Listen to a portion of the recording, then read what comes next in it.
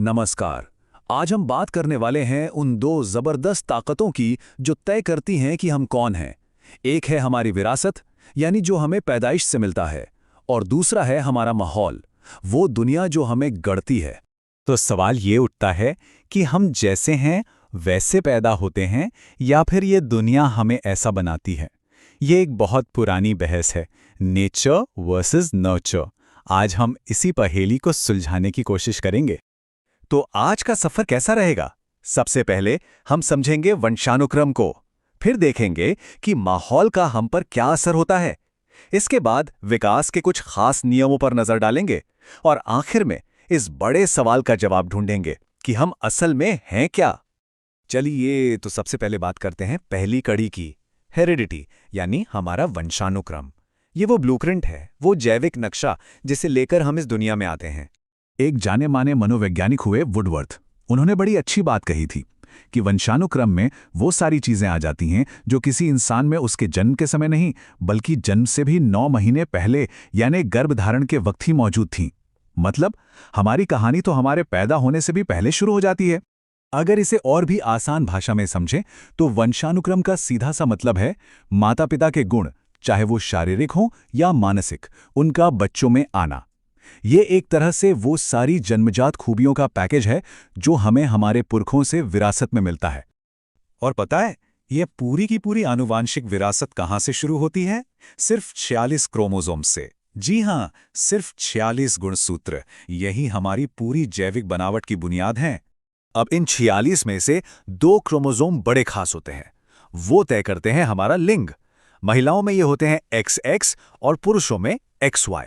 और यहाँ एक मजेदार बात यह है कि बच्चे का लिंग असल में पिता पर निर्भर करता है, क्योंकि उन्हीं के स्पर्म में या तो X होता है या फिर Y। तो भाई हमें अपने जीन से मिलता क्या क्या है? खैर बहुत कुछ, जैसे कि हमारी इंटेलिजेंस, आंखों का रंग, हमारी त्वचा का रंग, हमारा कद, और हाँ, कुछ बीमारियां भी हैं जो एक पीढ़ी से दूसरी पीढ़ी में जा सकती हैं। तो चलिए अब बात करते हैं हमारे विकास के दूसरे बड़े आर्किटेक्ट की, हमारा माहौल, हमारा एनवायरनमेंट।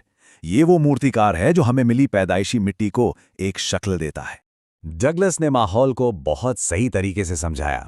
उन्होंने कहा कि माहौल का मतलब सिर्फ मौसम या जगह नहीं है, बल्कि वो हर बाहरी ताकत, हर असर, हर हालत है जो हमारे जीवन, हमारे स्वभाव और हमारे बर्ताव पर असर डालती है। मतलब हमारे आसपास का सब कुछ। तो सवाल यह है कि माहौल का सबसे गहरा असर किस चीज पर होता है? जवाब है हमारी पर्सनालिटी पर। देखिए, विरासत हमें एक कच्चा माल दे सकती है, हमारी क्षमताएं दे सकती हैं, लेकिन उस माल से क्या बनेगा, हमारा व्यक्तित्व कैसा होगा, हम कैसे सोचेंगे, कैसा महसूस करेंगे, ये काफी हद तक हमारा माहौल ही तय करता है। और जब हम छोटे होते हैं तो सोचिए सबसे बड़ा माहौल क्या होता है? हमारा घर। जी हाँ, शुरुआती जिंदगी में घर का असर सबसे ज्यादा होता है। उसके बाद नंबर आता है स्कूल का, फिर समाज का और हमारे दोस्तों का। बच्चे की पहली दुनिया तो उसका घर ही है ना? अच्छा, तो ये जो विरासत और माहौल का खेल है, ये ऐसे ही नहीं चलता। इसके पीछे कुछ पक्के नियम काम करते हैं, विकास के कुछ सिद्धांत हैं। चलिए जरा उन पर भी एक नजर डालते हैं। वंशानुक्रम के ना कई नियम हैं। जैसे एक है समानता का नियम, मतलब बच्चे माँ बाप जैसे ही दिखते हैं। फिर है विभिन्नता का नियम, जो कहता है कि वो अलग भी हो सकते हैं। लेकिन कुछ नियम तो और भी ज्यादा दिलचस्प हैं। चलिए देखते हैं। इन्हीं में से एक है प्रत्यागमन का नियम। ये बड़ा ही मजेदार कॉन्सेप्ट है। इसका मतलब यह है कि बहुत ज्यादा टैलेंटेड माता पिता के बच्चे अक्सर उनसे थोड़े कम टैलेंटेड होते हैं, और वहीं कम टैलेंटेड माता पिता के बच्चे उनसे ज्यादा टैलेंटेड हो सकते हैं। मतलब सब कुछ धीरे धीरे औसत की तरफ आता है ना? कमाल की बात। और एक बात और याद रखने वाली है, हमारे जीन्स सिर्फ हमारे मम्मी पापा से नहीं आते, कहानी और भी पीछे तक जाती है। हमें करीब आधे गुण मिलते हैं माता पिता से, 1/4 मिलते हैं दादा दादी या नाना नानी से, और 8वां हिस्सा मिलता है पर दादा दादी से। जैसे जैसे हम पीढ़ियों में पीछे जाते हैं, ये हिस्सा कम होता जाता है। अब ये जो वंशानुक्रम के इतने सारे रहस्य हैं, इनसे पर्दा किसने उठाया? इसका सारा श्रेय जाता है ग्रेगर मेंडल को। उन्हें आधुनिक जेनेटिक्स का पिता या फादर ऑफ मॉडर्न जेनेटिक्स भी कहा जाता है। मेंडल ने क्या किया? उन्होंने बगीचे में मटर के पौधों पर एक्सपेरिमेंट्स किए और उन्हीं से वंशानुक्रम के बुनियादी नियम खोज निकाले। सोचिए, उनके ये विचार 1866 में छपे थे और उन्होंने बायोलॉजी की दुनिया को हमेशा हमेशा के लिए बदल कर रख दिया। तो ये विरासत सिर्फ आंखों के रंग या कद जैसी चीजें ही तय नहीं करती, ये कुछ आनुवंशिक बीमारियों की वजह भी बताती है, जैसे कलर ब्लाइंडनेस, जिसमें लाल और हरे रंग में फर्क करना मुश्किल हो जाता है, या हीमोफीलिया, जिसमें चोट लगने पर खून का थक्का आसानी से नहीं जमता। ये बीमारियां भी हमें विरासत में ही मिलती हैं। तो इतनी सारी बातें समझने के बाद चलिए वापस घूमकर अपने सबसे पहले सवाल पर आते हैं। आखिर हम हैं क्या? तो देखिए, सबसे बड़ा सबक यह है कि ये लड़ाई नेचर वर्सेस नर्चर की है ही नहीं, ये असल में नेचर एंड नर्चर है, मतलब प्रकृति और पोषण।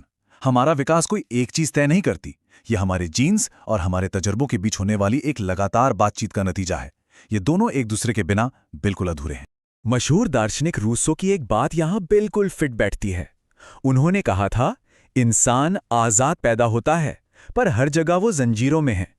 अगर हम इसे आज के टॉपिक से जोड़ें, तो आजाद जन्म हमारी वो पैदाइशी क्षमता है, हमारा जेनेटिक पोटेंशियल, और जंजीरें वो हैं हमारे माहौल के असर, जो हमें एक शक्ल देते हैं और कभी-कभी हमारी हदें भी तय करते हैं। तो आखिर में एक सवाल, अगर ये सच है कि हमारी जिंदगी की किताब हमारे जीन्स और हमारी दुनिया दोनों ने मिलकर लिखी है, तो फिर सवाल ये उठता है कि कोई इंसान खुद अपनी कलम से अपनी किस्मत का कितना हिस्सा लिख सकता है? इस पर सोचिएगा जरूर।